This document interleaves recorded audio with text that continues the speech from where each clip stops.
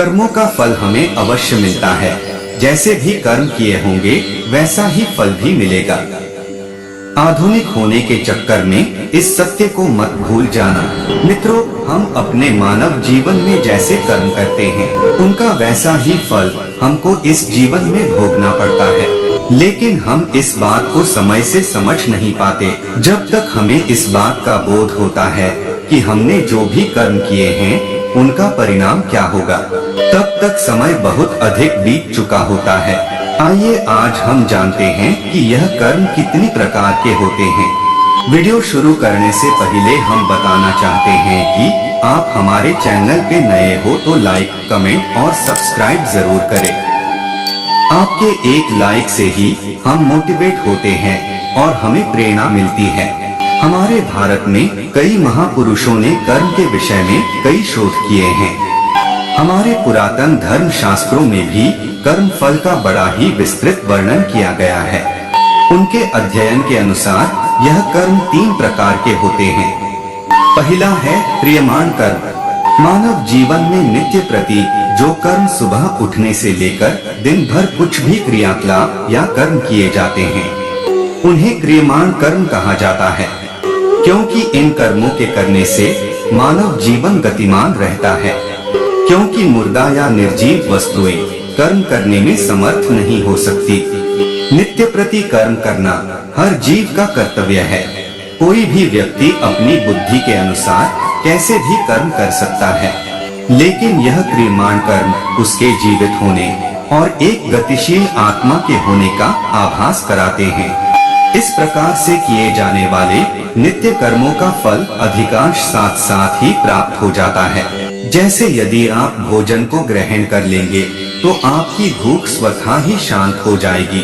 यदि आप स्नान कर लेंगे तो आपकी देह स्वच्छ हो जाएगी और आपको स्फूर्ति एवं सुख का अनुभव होगा। इन कर्मों को करने के लिए आपको कोई अतिरिक्त शक्ति का उपयोग नहीं करना पड़ता। जैसे कि दिन भर की थकान के बाद आपको निद्रा अपने आप ही आ जाएगी। आपकी थकान के उतर जाने पर आप स्वयं ही उठ जाएंगे। किंतु यदि आप आलस्य को धारण कर लेंगे तो आपका यह कर्म आपको जीवन की गति से दूर ले जाएगा। आपको इसके दुष्परिणाम भी भुगतने पड़ेंगे। इस प्रकार से किए जाने वाले कर्म क्रियमाण कर्म कहलाते हैं। दूसरा कर्म है संचित कर्म। यह बात तो निश्चित हो चुकी है कि आपको कर्म तो करने ही पड़ेंगे। कुछ ऐसे कर्म भी होते हैं जो कि हम करते तो हैं, लेकिन हमें उस समय यह ज्ञात नहीं हो पाता कि इन कर्मों का परिणाम क्या होगा। इस प्रकार से हम कुछ ऐसे कर्म भी करते हैं जो हमारी दृष्टि से बिल्कुल सही एवं सटीक होते हैं, किंतु प्रकृति, समाज एवं अन्य प्राणियों के दृष्टिकोण से उचित नहीं होते। हम यह अक्सर यह सोचते रहते हैं कि हमने जो भी किया उसका हमें अच्छा ही परिणाम मिलेगा, लेकिन कई बार ऐसा नहीं होता और हमें अपनी कर्म करने की सोच में परिवर्तन लाना ही पड़ता है। इस प्रकार से कर्म करते हुए कुछ ऐसे कर्म भी होते हैं जो कि हमारे चित्त की अंतर्दशा में जाकर एकत्र हो जाते हैं। साथ ही उन कर्मों का फल भी चित्त में ही विद्यमान हो जाता है।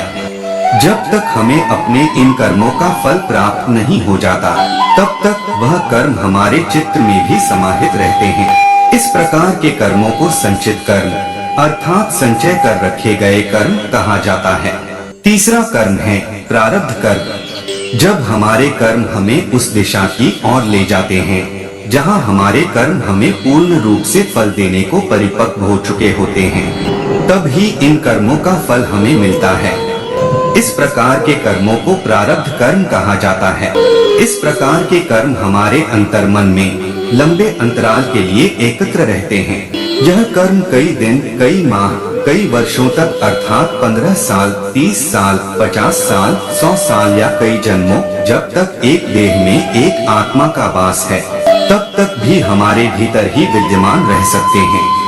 इन कर्मों में अच्छे एवं बुरे दोनों ही प्रकार के कर्मों का समूह होता है।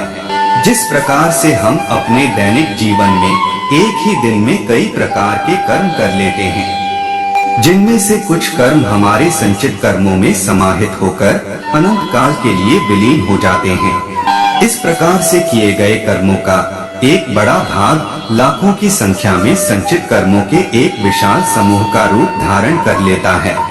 इस तरह से यदि हम विचार करें तो पाएंगे कि हम अपने एक मानव जीवन में लाखों संचित कर्मों को एकत्रित कर लेते हैं।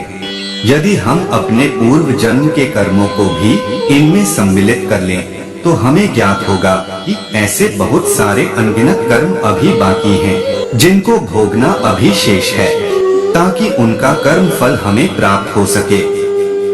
हमारे शास्त्रों में एक प्रकार के ज्ञान योग का भी वर्णन किया गया है। जैसे ही मनुष्य साधना शैली के द्वारा इस ज्ञान योग को सिद्ध कर लेता है, उसी समय उसके जीवन में से प्रारब्ध कर्म समाप्त हो जाते हैं और ऐसा आभास होता है कि वर्षों तक अंधकार में कैद रहने के बाद एक प्रकाशमय दीपक की रोशनी से जीवन जगमग सा हो उठा है। ऐसे कर्मों को आध्यात्मिक व्याकरण भाषा में प्रारब्ध कर्म कहा जाता है। मित्रों, अपने इस वीडियो के द्वारा हमने आपके सामने कर्मफल के सिद्धांत एवं कर्मों के प्रकार के विषय में कुछ जानकारी प्रस्तुत की है।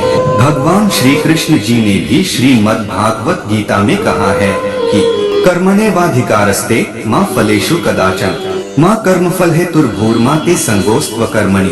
अर्थात हे मनुष्य, तू फल की चिंता कर्म बिना किए जा, तुझे तेरे किए हुए कर्मों का फल अवश्य ही प्राप्त होगा। यदि आप भी इस विषय में अपने विचार देना चाहते हैं तो कमेंट बॉक्स में अवश्य लिखें। आपको वीडियो अच्छा लगा होगा और आप हमारे चैनल पे नए हो तो लाइक, कमेंट और सब्सक्राइब जरूर करें। आपके एक लाइक से ही हम मोटिवेट होते हैं और हमें प्रेरणा मिलती है। धन्यवाद।